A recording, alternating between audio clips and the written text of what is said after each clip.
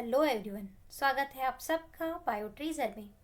और आज के इस वीडियो से हम डिस्कस करने वाले हैं बायो के एक न्यू ब्रांच को जिसका नाम है जेनेटिक्स।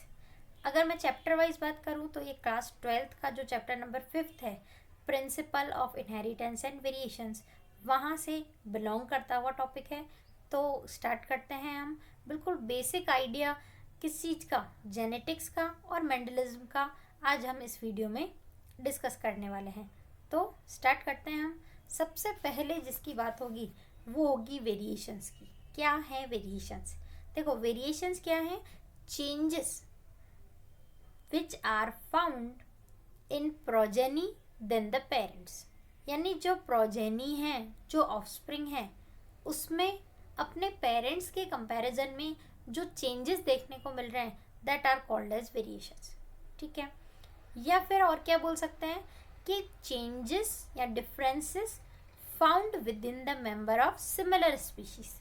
जो एक ही स्पीशीज के लोग हैं, एक ही स्पीशीज से बिलोंग करते हुए इंडिविजुअल्स हैं, जैसे लाइक ह्यूमंस, उनमें आपस में जो डिफरेंसेस मिल रहे हैं, that are called as variations. Done. Next जो टर्म आती है हमारे पास, दैट इज इनहेरिटेंस। ये क्या है? Transfer of variations from first generation to next generation, या सिंपल हम कहें transfer of variation from parents to progeny is called as inheritance. Done. Finally आ जाते हैं हम जेनेटिक्स पे। ये क्या है? Branch of biology which deals with the study of variation and their inheritance. यानी वेरिएशन या चेंजेस हैं कौन कौन से जो पेरेंट्स से प्रोजेनी में जा रहे हैं, और वो किस टाइप से नेक्स्ट जनरेशन में ट्रांसफर हो रहे हैं, that complete study is called as genetics. Done. एक टर्म और जो जेनेटिक्स के साथ कंफ्यूजन कर देती है लोगों को, दैट इज हेरिडिटी। कई बार लोग कहते भी हैं ये हमारी हेरिडिटी है। ठीक है, तो ये हेरिडिटी क्या है? Heredity is the process of inheritance, या heredity is the process of transmission of characters, transmission of variations from first generation to next generation. तो पेरेंट्स में से प्रोजेनी में जो वेरिएशंस का ट्रांसफर होता है, वो ट्रांसफर होने की, ट्रांसमिशन की जो प्रोसेस है, that is called as heredity. Done.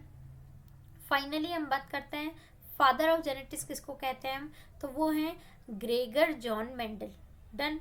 Mendelism की बात करें, मेंडलिज्म हमने टॉपिक दिया है। मेंडलिज्म का क्या मीनिंग है?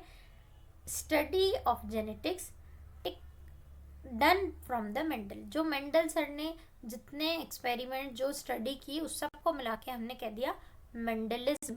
क्लियर। बात कर लेते हैं कुछ और मेंडल के बारे में। Mendel, Gregor John Mendel, father of genetics बोला हमने इनको। अपना एक्सपेरिमेंट इन्होंने परफॉर्म किया। एक्सपेरिमेंटल मटेरियल आपसे पूछा गया क्या है?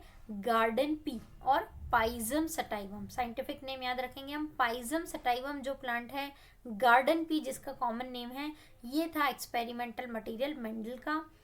एक्सपेरिमेंट कब किए, ये क्वेश्चन है प्रीवियस ईयर में नीट का। ठीक है, नीट 17 में अप्रॉक्सीमेटली ये क्वेश्चन पूछा गया, 17 और 18 में भी। तो रिसेंट हुआ, रिसेंटली आपका पूछा हुआ क्वेश्चन है ये नीट में कि स्टडी ईयर्स कौन कौन से थे मेंडल के। तो कौन कौन से हैं? 1856 टू 1863, ये 7 ईयर ऑफ एक्सपेरिमेंट्स थे मेंडल के। डन। अच्छा, इसी को किसी और फॉर्म में पूछना हो, that is mid 19th century. ठीक है, स्टडी ईयर्स 1856 टू 63 और also called as mid 19th century. Done. 63 में एक्सपेरिमेंट कंप्लीट हो गए। In 1865 Mendel published his work. जो भी एक्सपेरिमेंट किए मेंडल ने पब्लिश करवाए। पब्लिश कहाँ करवाए? तो ब्रून सिटी में रहते थे, ऑस्ट्रिया के थे, ब्रून सिटी में रहते थे। ब्रून सिटी की एक सोसाइटी है, नेचुरल हिस्ट्री सोसाइटी ऑफ ब्रून। उसी सोसाइटी से वहाँ की जो एनुअल जनरल रिलीज होती थी, उसमें अपने एक्सपेरिमेंट्स को पब्लिश करा। टाइटल क्या दिया था? Experiments on plant hybridization. Done. ये मेंडल के लिए थोड़ी बेसिक्स थी। अच्छा, इनकी डेथ 6 जनवरी 1884 में हो गई थी, लेकिन इनको कोई फेम नहीं मिला था बिकॉज एट अ टाइम जब मेंडल ने अपना वर्क पब्लिश किया था उस समय के साइंटिस्ट जो हैं वो समझ नहीं पाए उनके वर्क को। कहते हैं लोग Mendel was ahead of time, वो टाइम से आगे चल रहे थे, उनको पहले से ही जेनेटिक्स पता हो गई थी, जबकि उस समय के सारे साइंटिस्ट जो हैं उनकी बात समझ ना सके। और 84 में मेंडल की विदाउट गेटिंग एनी फेम, बिना किसी फेम के, बिना किसी पब्लिसिटी के उनकी डेथ हो गई। फिर क्या हुआ, इन 1900 3 डिफरेंट साइंटिस्ट आपके इंडिपेंडेंटली अपनी अपनी कंट्री में अलग अलग प्लांट्स लेके, अलग अलग एक्सपेरिमेंटल मटेरियल लेके रिसर्च कर रहे थे, और फाइनली उनके रिजल्ट्स जो थे वो सिमिलर थे मेंडल के। तो वहाँ से हुई रीडिस्कवरी ऑफ मेंडलिज्म। पूछा जाता है आपसे कि कौन कौन से साइंटिस्ट इन्वॉल्व हैं। Holland's Hugo de Vries, Germany's Carl Correns and Austria's Erich von Tschermak. Holland's Hugo de Vries, Germany's Karl Correns, and Austria's Erich von Schermach. These are the 3 scientists related with the rediscovery of Mendelism. Done. कब? When? In 1900. ठीक है, in 1900. अच्छा, Mendel जो experiment कर रहे थे they always uses pure true breeding lines और pure lines for his experiment. What do you mean by pure lines? Pure lines क्या है?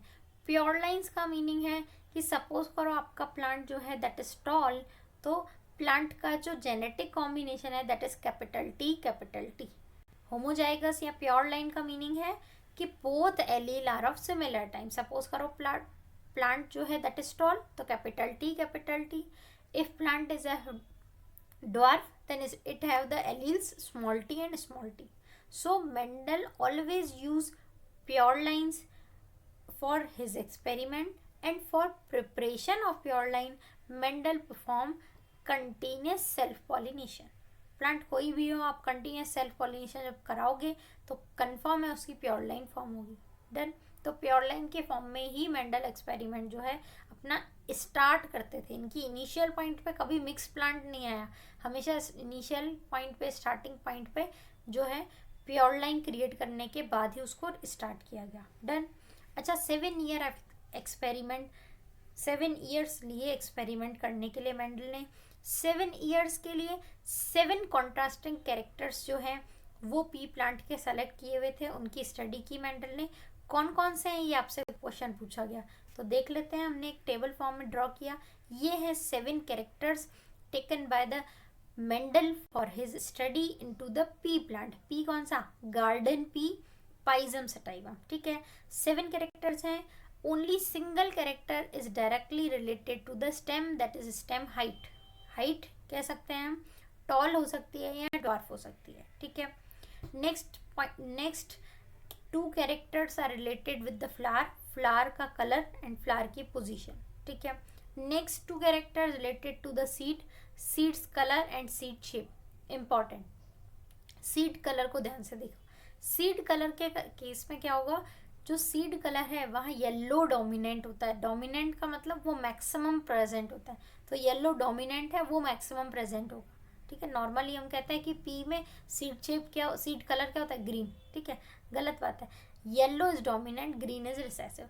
सीड शेप की बात करते हैं, round is dominant, round and wrinkled. ठीक है, पॉड की बात करते हैं, पॉड के भी सेम 2 कैरेक्टर है, वही 2 कैरेक्टर हैं जो सीड के हैं, पॉड का कलर, पॉड की शेप। ठीक है, ये हो गए 7 contrasting traits selected by Mendel.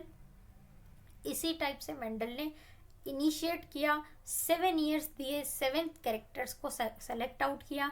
अब देखो हर कैरेक्टर की 2 डिफरेंट फॉर्म है, 2 ट्रेड्स हैं हर कैरेक्टर के लिए, तो इसीलिए 14 प्योर लाइन्स जो हैं वो मेंडल को क्रिएट करनी पड़ी।